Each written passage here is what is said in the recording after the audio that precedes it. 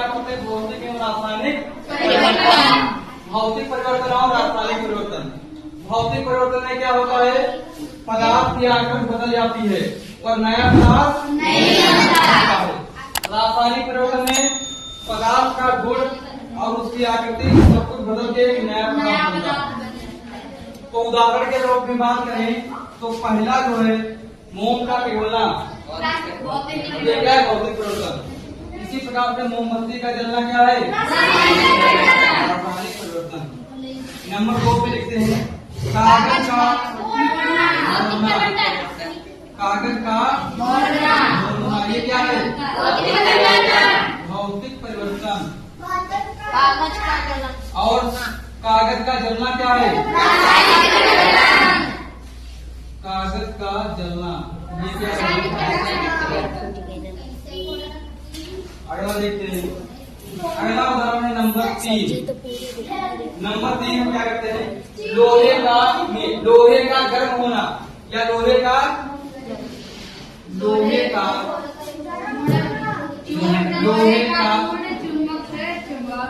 नहीं, लोहे का गर्म होकर लाल होना। भाई लोहा को जब गर्म करते हैं तो क्या होता है? लाल हो जाता है। तो लोहे का गर्म होकर लाल हो जाना, लाल हो जाना, ये क्या है? भौतिक परिवर्तन। जबकि लोहे पर जंग लगना, लोहे पर जंग लगना, जंग लगना, ये क्या है? परिवर्तन। अगला देखिए चीनी का जल में घोलना।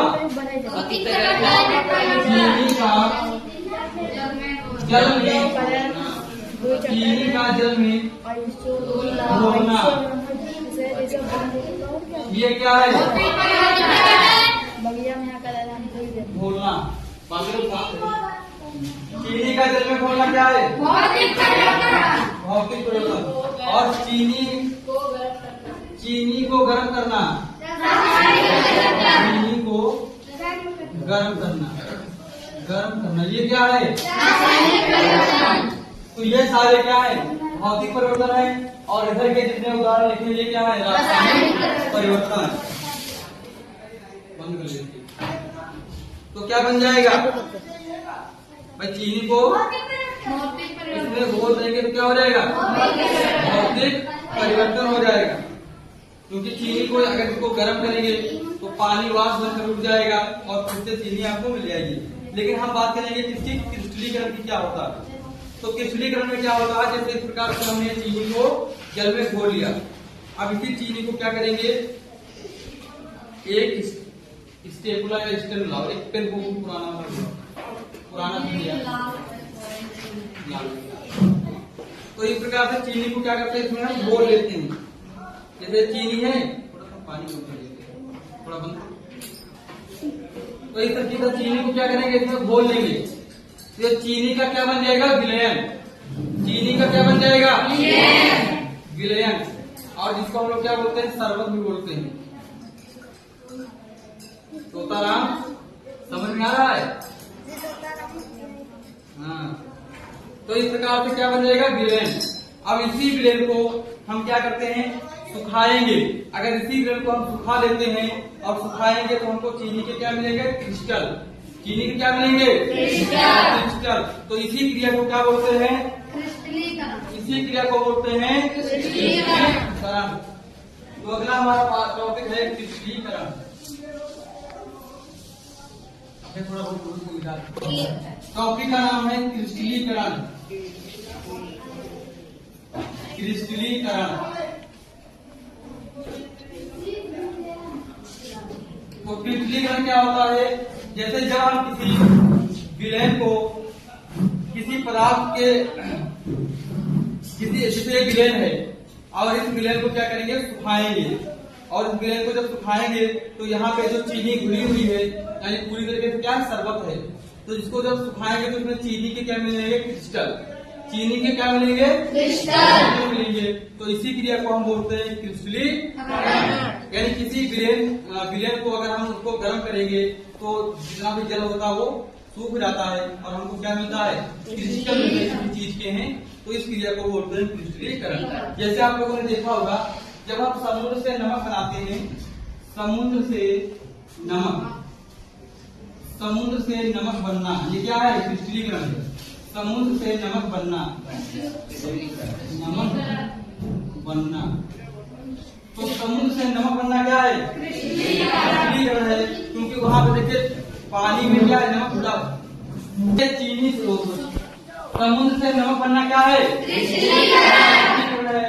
और इसी प्रकार से क्या है, हम लोगों ने ये क्रिस्टलीकरण देख लिया। इसी प्रकार से ये विलयन है, इस विलयन को गर्म करेंगे, नीचे बैठ जाओ महाराज। इस विलयन को गर्म करेंगे तो चीनी से क्या मिलेंगे? तो इस क्रिया को हम बोलते हैं क्रिस्टलीकरण। ठीक है। कुछ जैसे आपके एसिड है, उनके कुछ अलग अलग क्रिस्टल होते हैं। जैसे आपका आर्जेलिक अम्ल, पहला आपके सामने तत्व क्या है? आर्जेलिक अम्ल।